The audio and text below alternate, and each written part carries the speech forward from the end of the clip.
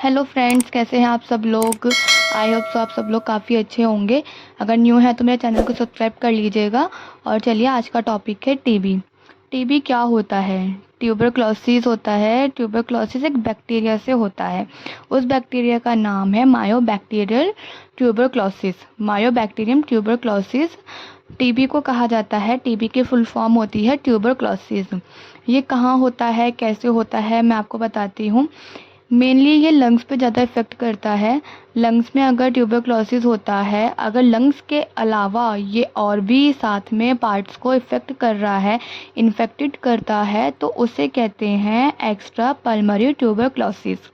Extra pulmonary tuberculosis इसीलिए कहते हैं, ये लंग्स के अलावा और भी पार्ट्स को इफ़ेक्ट कर रहा है। अगर ये एक ही टाइम पर ट्यूबरक्लोसिस इन्फेक्ट कर रहा है बाकी सारे बहुत सारे ऑर्गन्स को, तो उसे कहते हैं डिसमिनेटेड ट्यूबरक्लोसिस। डिसमिनेटेड ट्यूबरक्लोसिस हमारी बॉडी के अंदर सारे ही ऑर्गन्स पर स्प्रेड कर चुका होता है, तो उसे इसीलिए डिसमिनेटेड ट्यूबरक्लोसिस कहा जाता है। इसमें इसके ट्रीटमेंट होता है, लॉन्ग ट्रीटमेंट चलता है, बट इसका ट्रीटमेंट हमें लेना ज़रूरी रहता है। इसमें काफ़ी इसके सिम्टम्स भी देखे गए हैं, इसमें रिस्क फैक्टर भी है और कैसे इसको बचा सकते हैं वो भी है। लेकिन इसमें मेन रहता है मेडिकल ट्रीटमेंट। अगर आप इसमें ढंग से दवाई नहीं खाएंगे, अगर आपने बीच में स्किप कर दी है मेडिसिन, तो आपको टीबी होने के ज़्यादा चांसेस रहते हैं। तो इसीलिए अगर आप कोई सी भी मेडिसिन इसमें ले रहे हैं टीबी का, अगर आपको सिम्टम देखने के लिए मिल रहे हैं टीबी के, तो आप नज़दीकी डॉक्टर के पास जाके कंसल्ट करिए, उनको बताइए सिम्टम और उनसे अपने इस टीबी की जांच करवाइए। क्योंकि जब तक आप टेस्ट नहीं करवाएंगे तो कोई भी बीमारी का डायग्नोस करना डिफ़िकल्ट रहता है। तो इसमें हमेशा ट्रीटमेंट पहले टेस्ट किए जाते हैं, टेस्ट के थ्रू ही ट्रीटमेंट किया जाता है। तो चलिए, मैं आपको इसके बेसिक सिम्टम्स बताती हूँ। पहले है, आपको खांसी रहती है, अगर 4 वीक से ज़्यादा 1 मंथ हो चुका है और आपको खांसी है, खांसी नहीं जा रही है। खांसी एक काफ़ी तरह की होती है, जैसे खांसी जुकाम के साथ वेदर चेंज होता है तो उसकी वजह से भी खांसी होती है। लेकिन आप मेडिसिन ले रहे हैं, कफ सिरप पी रहे हैं, डॉक्टर को दिखा रहे हैं, फिर भी आपकी खांसी नहीं ठीक हो रही है, तो आपको ये डॉक्टर को बताना चाहिए कि आपको खांसी 1 महीने से ज़्यादा हो रही है और आपने इसका ट्रीटमेंट भी लिया है लेकिन खांसी नहीं जा रही है। दूसरा है, इसमें स्पूटम आना, मतलब बलगम बलगम आ रहा है आपको, बलगम के साथ उसमें ब्लड आ रहा है, मतलब खून आ रहा है, तो उसका भी एक सिम्टम रहता है टीबी का। अगर आपको बलगम आ रहा है और उसमें ब्लड आ रहा है तो ये भी आप डॉक्टर को तुरंत बताइए, क्योंकि खांसी होती है, खांसी के साथ साथ बलगम आ रहा है, तो उसमें अगर आपका ब्लड आ रहा है तो वो एक मेन इसका सिम्टम रहता है। तुरंत जाके आप नज़दीकी डॉक्टर को दिखाइए।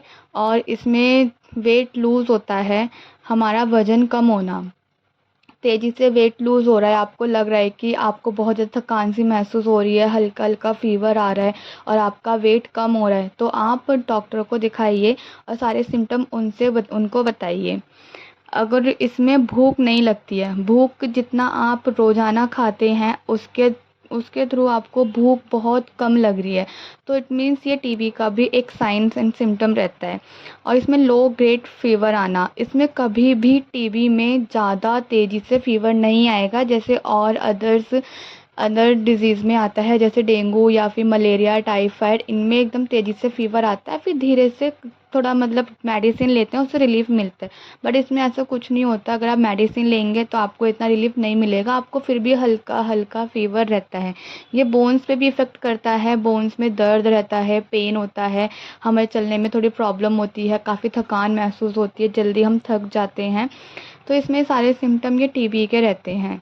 तो इसीलिए आप डॉक्टर को बताइए कि आपको लो ग्रेड फ़ीवर आ रहा है, आपको थकान सी महसूस हो रही है, भूख नहीं लग रही है, आपको 4 हफ्तों से ज़्यादा खांसी है, स्पूटम में ब्लड भी आ रहा है, तो आप तुरंत जाके अपने नज़दीकी डॉक्टर को दिखाइए।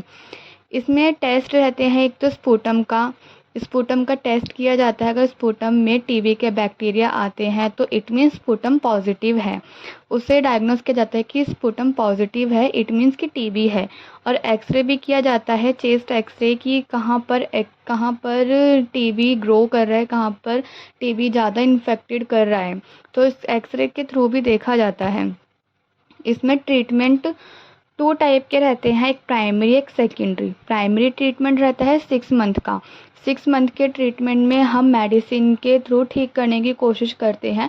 अगर पेशेंट को 2 महीने में आराम आ गया है मेडिसिन से, तो धीरे धीरे करके उसकी मेडिसिन कम कर देते हैं। लेकिन मैं आपको फिर बताऊंगी कि टीबी या फिर कैंसर किसी की भी मेडिसिन आप लेते हैं, किसी की भी मेडिसिन आप ले रहे हैं, तो प्लीज़ उसे स्किप मत करिए, मेडिसिन का कोर्स कंप्लीट करिए। जब तक आप मेडिसिन का कोर्स कंप्लीट नहीं करेंगे, तब तक किसी भी बीमारी को ठीक करना इम्पॉसिबल है। ये सब कुछ आपके हाथ में रहता है। मेडिसिन को टाइम टू टाइम लीजिए और टाइम टू टाइम ट्रीटमेंट करवाइए, फॉलोअप करिए अपने चेकअप को, इसीलिए आप जल्दी ठीक हो पाएंगे।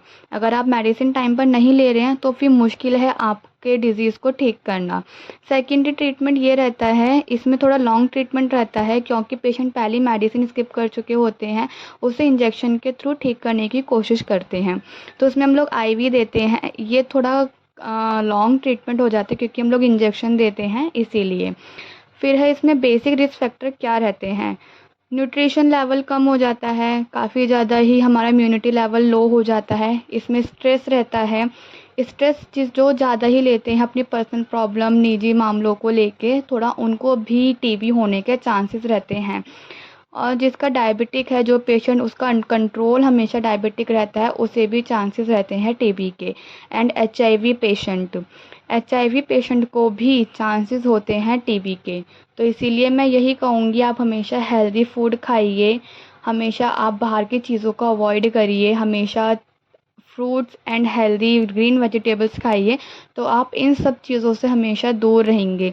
और स्ट्रेस बिल्कुल भी मत लीजिए। प्रॉब्लम सबके पास होती है, बट देखिए टेंशन लेने से कोई प्रॉब्लम सॉल्व नहीं होती, क्योंकि जितनी आप टेंशन लेंगे आपको ही प्रॉब्लम होगी। टेंशन लेके अगर प्रॉब्लम सॉल्व होती तो शायद काफ़ी सारे लोग टेंशन लेके अपनी प्रॉब्लम सॉल्व कर चुके होते। इसीलिए स्ट्रेस फ्री रहिए।